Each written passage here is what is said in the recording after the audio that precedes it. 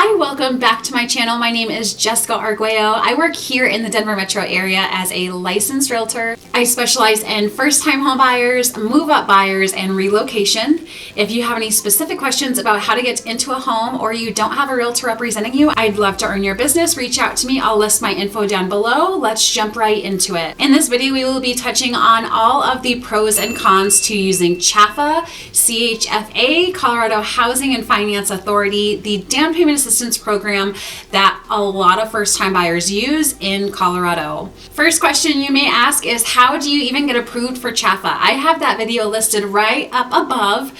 Reach out if you have any specific questions I wasn't able to answer. Let's jump right into it. We're touching on the first pro, and we'll start this off strong and state the obvious. Well, Chfa, first pro is going to be they cover your whole down payment. Keep in mind, Chfa is a program and there are a number of options and ways to obtain this down payment assistance program.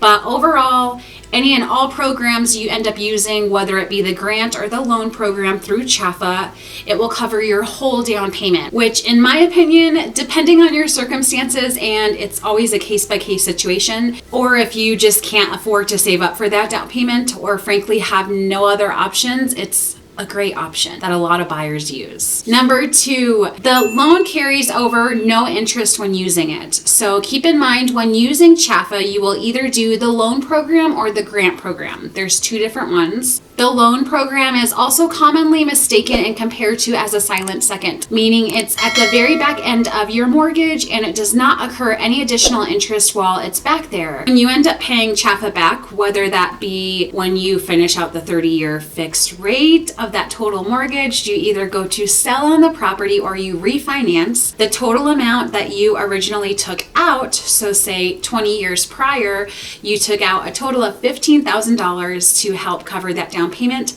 $15,000 is only owed. No interest is occurred at all.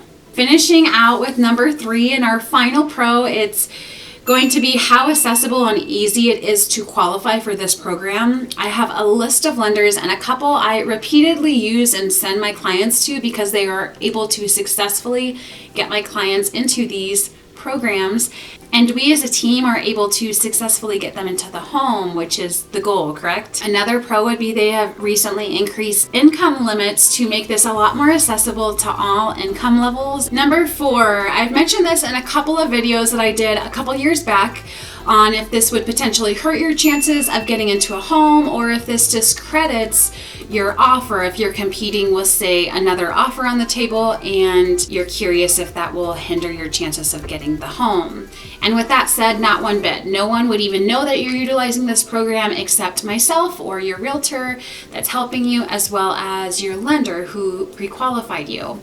This is not shown on the offer, so if you think you're showing your hand or your cards, like we'd like to say in real estate, you're not, and this should not hinder your chances of getting an acceptance. Going into the cons of using this program, we're going to start off with number one. Well, let's get to it. There are plenty of great reasons why many utilize this program, but there's also some downsides that it's important to consider when really breaking down if this is the right program for you. One of which being the higher interest rate. It typically carries over and heightens that rate by just under 0.5%. So if you were currently sitting at, say today, a conventional interest rate for a 30-year fixed at, let's just state 6% traditionally without using this program, in the event you utilize Chfa, that rate would heighten and increase to 6.5, which can drastically change not only that all-in monthly mortgage payment, but also your pre-approval amount and how much you're able to ultimately qualify for on a loan. Con number two, this is not free money, and well, I said it, Chfa is not free money. In the event you went the grant program route that is forgivable because it's a grant,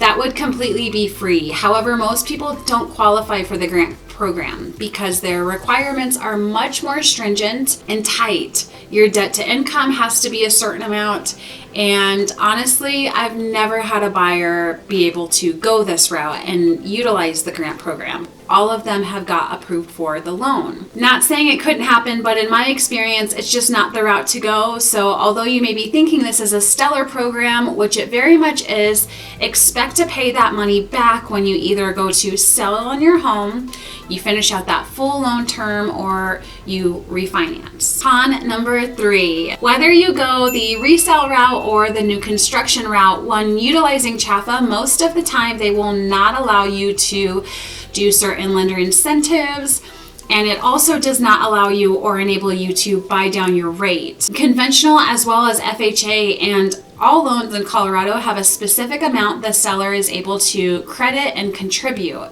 and how much you as a buyer are required to bring out of pocket.